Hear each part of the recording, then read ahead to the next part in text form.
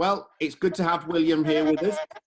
And me and William is going to chat for a few minutes. And yeah, so we'll before we kick off, let's just have a bit of a chat to William. So William, you're at home at the moment, am I right in thinking? Yes, that's right. And you're on furlough from your job, is that correct? Yes, yeah, which is obviously challenging for a number of reasons, but also a blessing. It's wonderful that I've got money coming in. So I'm thankful to God for a number of things.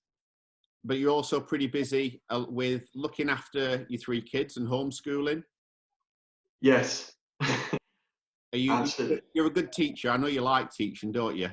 Yeah, I love it. It's a joy for me. So that's you must be one of the few parents who's probably enjoying homeschooling. I don't think many are. So that's great. Well, it has its challenges certainly, but the kids are doing really well. I think it's a lot being asked of them, but they all seem to, they seem to do what they can, which is great. Brilliant. Okay, so what we'll do, we're going to start, for those of you who've not seen this before, 5 minutes, 5 questions, and yeah, let's get going. So, first one, cat or dog? Wow, dog really. Yeah. I've grown up with both. Yes. So I had my first animal was a dog, Bessie, and she jumped over the fence and escaped when I was, I think, about 7 or 8, and that traumatized me. Right. So that was, yeah, she got run over, but my parents didn't tell me that at the time. Okay. So yeah, dogs definitely start off with. Great. Number 2, now this is a bit more of a real mind bender, would you rather have no thumbs or no big toes? Wow. We're going to surgically remove one of them without three. Opposable, you can't do much without opposable thumbs. But if you've got no big toe, then you can't balance. It's a tough one. So I'd go with no big toes. No big toes. Because I reckon then I'd be able to work my way around in a wheelchair, and I'd still be able to hold things. So good logic. Right, there we go. They're the 2 daft ones. Let's get into some of the more meaty stuff. So, number 3, who is your favourite biblical character? My favourite biblical character is Ezekiel. He is. I'm not sure if any of you have really studied Ezekiel much as a person, but Ezekiel is the most amazing book. One of my favorite verses in the Bible is where he basically has this vision of God that just blows his mind completely. Yeah. And the verse says, I went to the villages near the Kebar River, and I sat amongst them for 7 days, overwhelmed. So he sat there for a week just going, wow. So yeah, I love Ezekiel. Good one. Next one. What has God been teaching you recently? Possibly in this third lockdown, or just even more recent? Sure. The big thing for me is Micah 6 verse 8. It says, he's shown you, O man, what is good, and that is to do justly, to love mercy, and to walk humbly with your God. And with so much stuff going on, there's been elections, there's conspiracy theories, you're not able to see people are dying, people are in pain, people are lonely. There's so much going on in the world that sometimes I just feel completely overwhelmed. And I'm like, Lord, what do you want me to do in this? And sometimes there's prayer, sometimes there's just a text or a message or something. Yeah.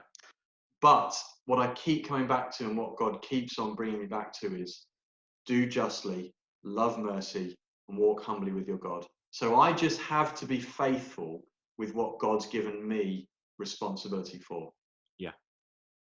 Good one. Well, that's certainly a good lesson to to be getting this time. Have you found, is lockdown number 3 more difficult than the first and second, or easier, or is it all just one of a muchness?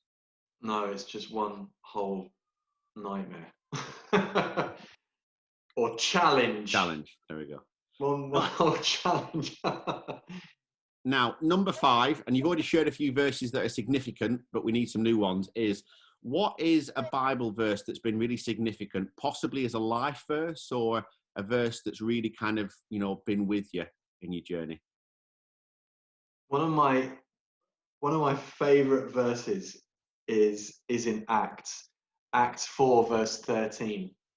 And I was looking at it again, and I love it because it's where it says they looked at Peter and John, and they were just amazed by what they were doing, and they realized they were uneducated, unschooled, ordinary men, but they took note that these men had been with Jesus. And that's one of my favorite verses in the whole Bible. Yeah. They'd just been with Jesus, and because of that, they changed the world. Perfect. Bang on time. 5 minutes, 5 questions. Thanks, William. Some great stuff there. Great. Well, you know what? Now that we've finished these questions, a bit like if you came on a talk show, you've got an opportunity to do a plug. And as you're at the moment in the middle of writing a book, 1 minute, give me a nutshell of what this book is that you're writing. Wow, thank you, James. So the book is all about to name and to be named. The Bible, one of the key themes of the Bible is the ministry of reconciliation, turning the hearts of the fathers back to the sons and the sons to the Father. And through this book, I'm going to be inspiring people to ask big questions. What was in the heart of my namer? What was in the heart of the person or people that gave me a name? Why did they give me this name? What was in their heart? And then also through that, to then say, what was in the heart of the maker? So what was in God's heart when I was put together in my mother's womb? Because ultimately, if people aren't even asking these questions, then they struggle to understand who they are. Great. Have we got an estimated date when it might be available? No, it's all down to how and when I manage to get a publisher. Yeah. So that's a massive part. Yeah, so. Indeed. Still, they're working on it. Well, thanks very much, William. That's been, informative. I'm sure, at church, we try and meet as many people as we can, but, everyone's going to have learned a little bit more about who you are. So thanks very much, William. Great to chat, James. Take care. Bye. Bye.